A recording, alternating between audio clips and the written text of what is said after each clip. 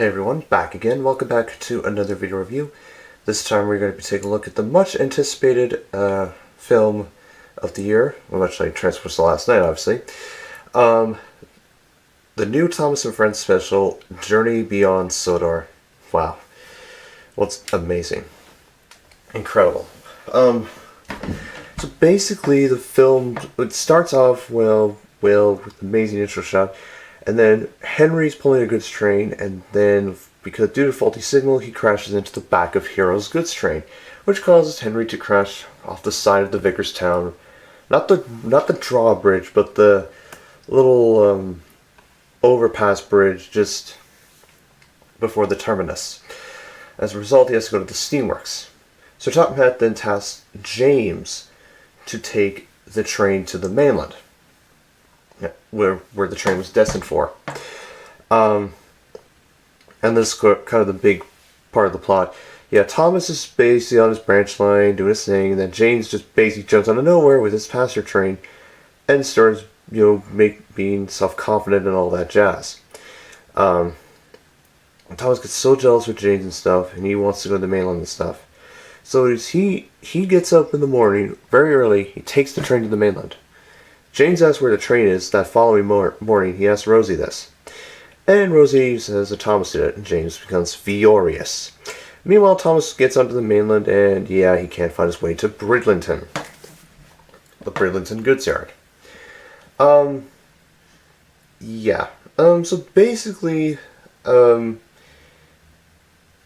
James is cross, and he's stuck doing Thomas's work, working with Thomas's branch line, with Annie and Clarabelle.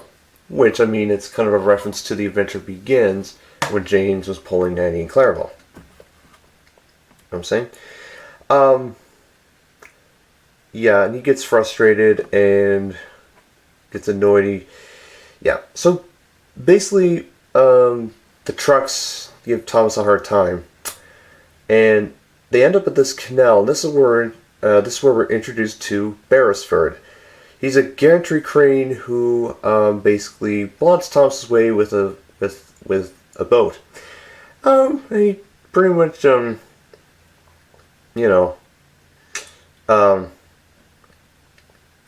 pretty much gets into this conversation with Thomas. And Thomas takes the switch track where next to where Beresford is, and Thomas just races under him and takes off, leaving Beresford in the dust. Suck it, Beresford. But he kind of gets even towards the end of the film. We'll talk about that later. Basically, Thomas gets lost again, and then he comes across these two engines named Theo and Lexi. Theo being these two being experimental engines. And then they mention Merlin. And Merlin's quite funny. But we'll talk about that as well. So they're experimental engines. Like Lexi, of course, is a cab forward facing engine. Theo is basically, it looks like a railway traction engine. It looks like Fergus's class and a mixture of another engine. Because pretty much Thomas meets them when he runs out of coal and water, and thanks to Lexi and Theo, he's able to refill on coal and water, and he continues on his way. And then this is where this gets interesting. He gets to the steelworks in the mainland, and he meets these two other new characters, Hurricane and Frankie. Frankie being a diesel shunter, and Hurricane being a massive tank engine. He looks like a tender engine, but he's a massive tank engine. I could best describe him as Mike the Red Engine. Actual Mike the Airsdale engine on steroids. Something like that. Anyway, so basically, they greet Thomas, and they decide to, basically, Hurricane and Frankie keep Thomas at the steelworks for the night, and they would deal with the cars later. Back on Sodor, Percy is worried about Thomas, so Top Hat assures him that everything will be alright. And he said he tells Percy that the goods train was delivered to the Burlington goods yard in the middle of the night. Little St. Thomas. And James, after getting pretty much giving advice from Percy, suggests to Sir Topham Hatt to go to the mainland to find Sir Topham Hatt, but Sir Topham Hatt says, "James, you are needed on Thomas's branch line once again." That kind of thing. Using my Sir Topham Hatt voice. But basically the truth is, Frankie and Hurricane put Thomas to work at the steelworks, just like, as basically, you help us, we helped you, you helped us kind of thing. Hurricane actually took the train in the middle of the night. So, there you go. Pretty much, Thomas is working at the steelworks, taking these those tube cars, filling them with molten slag and stuff. He's working about one point, and he actually gets distracted while humming one of the songs, "The Hottest Place in Town," which honestly is a great superhero theme intro. Honestly, the songs were amazing. "Who's Thomas?" "Hottest Place in Town," "I Want to Go Home,"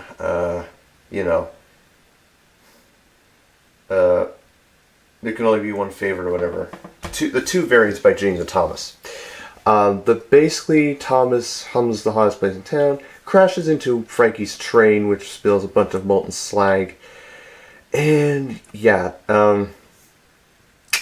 and Hurricane just basically says, "Gotta be careful with that.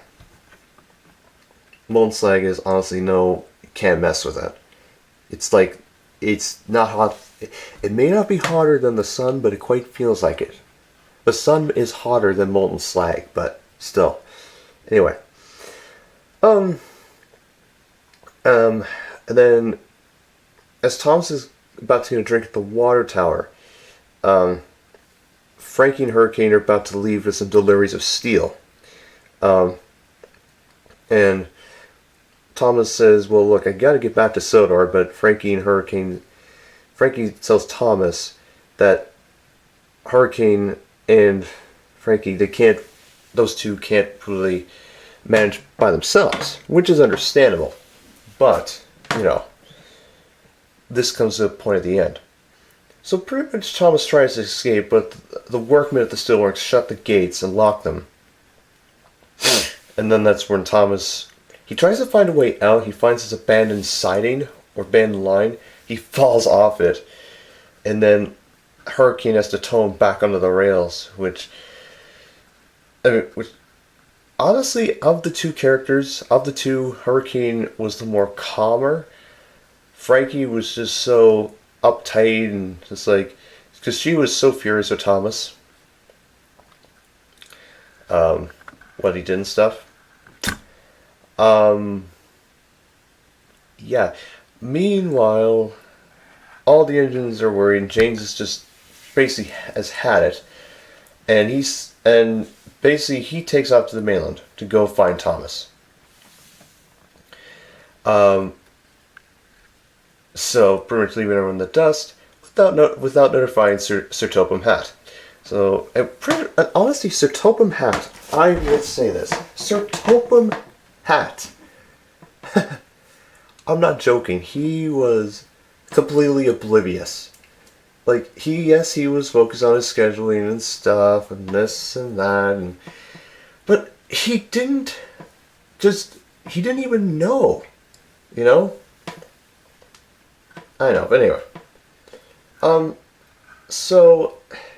Meanwhile, Thomas, in the middle of a thunderstorm during the night, he actually is successful in breaking out of the steelworks. He gets a bunch of flatbeds full of steel, rams through the gate, escaping with Hurricane and Frankie on Thomas's tail. Pretty much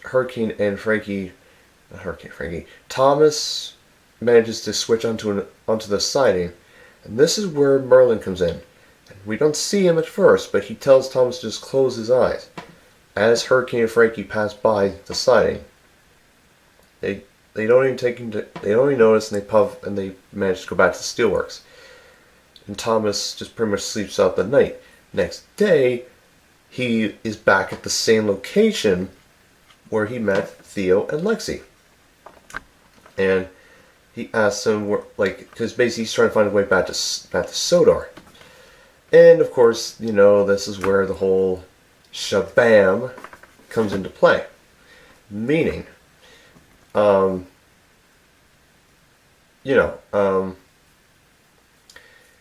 basically, they don't know where Sodor is, obviously. And then we see Merlin. Merlin looks amazing. And honestly, Merlin, incredible. Love his character. 3 funnels, perfect. This is the first time in a century we have seen Merlin in 2 separate franchises. Merlin in Transformers: The Last Knight, and Merlin in the Journey Beyond Sodor. Incredible. Anyway, so basically Merlin is, of the 3, Merlin is confident and determined to help Thomas find his way. So after the little shabanzel, Thomas pretty much makes his way back. He passes by the canal where Beresford's working. He's pretty much loading and unloading crates. And then as Thomas is trying to sneak by, Beresford he picks Thomas up, which is hilarious. In real life, Beresford would probably collapse, or the weight of Thomas would probably just break the hook of Beresford off, and Thomas would just pretty much die. The end. But no, unrealism. Yeah, but thank goodness Thomas's driver, fireman, and supervisor managed to jump out of the cab just as Beresford just lifted him off the track. Anyway, so Thomas is just irate with Beresford, and they have a proper introduction, all that stuff. And then as Thomas asks Beresford to put Thomas back down the rails, he notices Hurricane and Frankie puff towards him. And this is where the interesting part comes in. So Beresford pretty much hides Thomas in the canal. Thomas face first in the water. Thomas is pretty much submerged. I'm not kidding. He has his full face in the water. As Hurricane, Frankie, and James are puffing by. Now here's the thing. James, meanwhile, was at the Burlington Goods Yard where he comes across a diesel. We don't know whose name, but we know he was one of the diesels that appeared in the Great Race. As part of the shunting competition. And he asks about where Thomas is, and he didn't know. And then he asks another diesel, another Great Race diesel, asking, okay, who, about Hurricane. And then Hurricane pops out of nowhere. James meets up with Hurricane and Frankie, and that's where James meets Hurricane and Frankie. So after that, Beresford,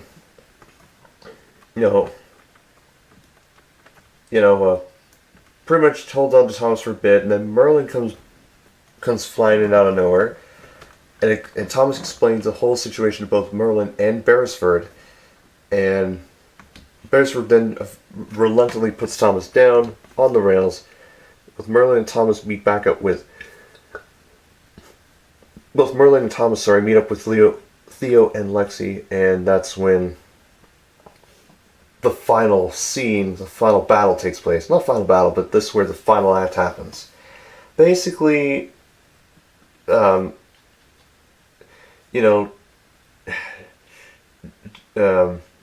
James gets the same introduction treatment as Thomas did, the hottest place in town, from Hurricane and Frankie. But James is having none of it and demands to know where Thomas is, and he obviously quickly determines that Hurricane took the cars to Bridlington. Obviously, because the trucks actually from the train tell James earlier about the situation. So basically, James is put to work straight away, working with the you know, the label cars. Um, and this is where the plan comes into action. Theo and Lexi try to create a diversion, causing Frankie and Hurricane to escape or leave Steelworks and figure out what the problem is. Meanwhile, Thomas sneaks in, finds James. James is furious, and Thomas tries to explain the whole situation to no avail. Merlin's so worried, he abandons his position as, backup watch, all that stuff. And he tries to sell the situation, and then this where the chaos ensues. So pretty much, Hurricane and Frankie throw as many obstacles as possible at James and all that stuff. And that, at one point, Hurricane shunts these trucks, not flat trucks, but like troublesome trucks, faceless ones. And what happens is James is about to crash into them, but Theo's managed to push them out of the way. But James crashes into one of them. A button's pushed, and it actually magnetizes Thomas as James and the others manage to escape the steelworks. Well, not quite. It was just James, Lexi, and Merlin. And pretty much what happens is Thomas is about to die. We think this is going to be the end of Thomas. We think that Thomas is going to die. And we all thought that in the trailer. We all thought this was the end. But thankfully, thanks to Theo, he manages to turn the crane off, and another crane or another object comes in, knocks it back out on the rails, knocks over a label car, slag pours out, is about to get in contact with Thomas, but Hurricane manages to shove him out of the way, but unfortunately, he died. Hurricane died. The first confirmed death in Thomas the Tank Engine history. Oh, Hurricane. We'll miss you. Okay, I'm sorry. Hurricane actually doesn't die. His wheels get melted, but Merlin's actually able to push him out of the slag puddle before the damage gets far worse than what it is. And Frankie is just in tears by this point. Thomas wants to know the real reason. Why has he kept Thomas and James in the steelworks? Frankie explains that they've asked other engines to help, but they've declined the offer to help. It can't just be Frankie and Hurricane, which is understandable. But then Thomas offers the experimental engines Merlin, Theo, and Lexi to help Hurricane and Frankie. And they agree, and they pretty much put to work the steelworks while Hurricane is being repaired. And pretty much at the end of it, Hurricane gets repaired by the end of the film, as does Henry. James and Thomas puff back to Sodor, where all the engines greet them, and Henry asked, "What did I miss?" Yeah, Henry, you missed a shit ton of stuff. Anyway, that's the end of the film. It was such a good episode. Not a good episode, but such a good film. I love the experimental engines, especially, Theo was, he's not confident in himself, but he was able to play a big role at the end. Lexi, same thing, but so energetic and stuff. Merlin is just, he thinks he's invisible, but the real reason why Merlin thinks he's invisible, because the way every time he unleashes steam and steam puffs out of his funnels, yeah, his design is the reason. I understand that. He's a King Arthur class. Duh. Illuminati much? Anyway, so Merlin was pretty good. Beresford, yes, I know people are gonna hate him for, being an absolute douchebag, but I mean, I found it funny in the beginning how just Thomas just at the end of the Who's Thomas song just races through Beresford and just like, bye bye, see ya. And then, because Beresford didn't. Now, if Beresford were turned away from the water, Thomas would just easily get back to Sodor and there wouldn't be any problem with it. But then James would be stuck in the mainland for all eternity until next year's special. Anyways, but Beresford played a big role. Like I said, he hid Thomas. So there you go. Hurricane and Frankie. Alright. Frankie, I understand. I mean, she's pretty. I like her diesel class reminds me of Iris from Wild Nor'Wester series. If you haven't checked out Wild Nor'Wester series, go check it out. It's pretty good. Pretty incredible. It's outstanding. I will say this, that I mean, Frankie was kind of easygoing in the beginning, then she got fed up, and then just was in tears by the end of it. And I understood. I thought either Frankie or Hurricane, or both, were going to be the antagonists, and that wasn't going to be the case. But I mean, Frankie was pretty good. Yeah, I mean, a diesel shunter was another diesel shunter, not an '08, but a different type of diesel, like similar to Wild Nor'Wester's Iris character. It's pretty good. Now, if I could be wrong on her class model, I could be wrong. But anyway, but kept calling Thomas Little Tank Engine throughout the film, which is pretty funny. And Hurricane. Hurricane was pretty chill. I thought he and Frankie were going to have like southern accents. Just, working in hot places, hottest place in town. But I understood why. I mean, Hurricane was easygoing. He was like, he was very cautious with Thomas whenever, with the label cars and the old abandoned line, I'm pretty sure that part of that Steelworks will be revisited in an episode or the next special. Never know. But kind of sucks for Hurricane. Yes, he somehow quickly got repaired by the end of the film. I thought we were gonna kind of have like a situation with Sydney, where we have to wait until Christmas, But not to be the case on that one. But all in all, I liked Hurricane. It's pretty good, and I still find it funny. Yes, he is an interesting engine. Kind of like Hugo. Which, yes, Hugo does appear in the film, just as a cameo in one of the songs. Like, towards the halfway point, I believe. But all in all, Journey Beyond Sodor was pretty good. Hurricane was pretty good as well, by the way. Pretty interesting. He doesn't have a tender, but I know he's a tank engine, but he looks like a tender engine. But anyway, he will, in my series, he'll get some sort of similar treatment. He might have a tender, or two. Maybe 3 or 4. Maybe 6. Hopefully they're not filled with boiler sludge. And they're not rusty, like the ones Henry pulled in Season 3.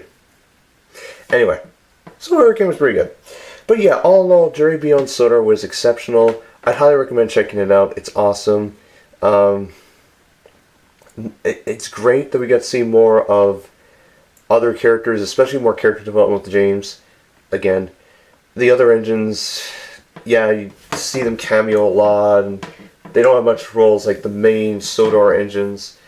Yes, some of the, like Edward and Galden and Percy and Emily have lines, but I mean, yes, they showed their concern for Thomas when he was missing, and at the end, when James and Thomas came back from the mainland, but all in all, they did their part and it was pretty good.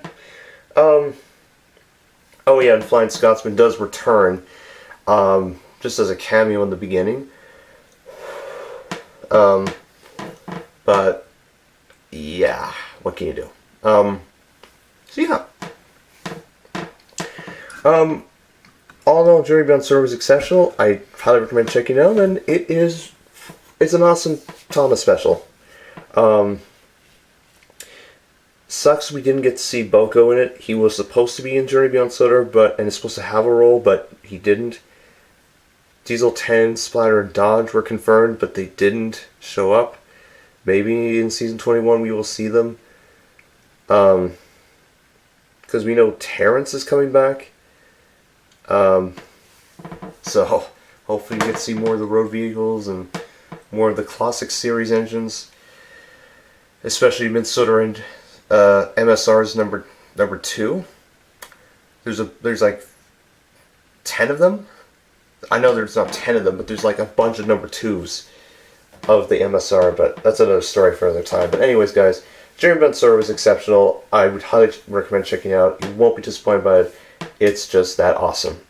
So yeah, that's my video review of the new Thomas & Friends special, Journey Beyond Sodor.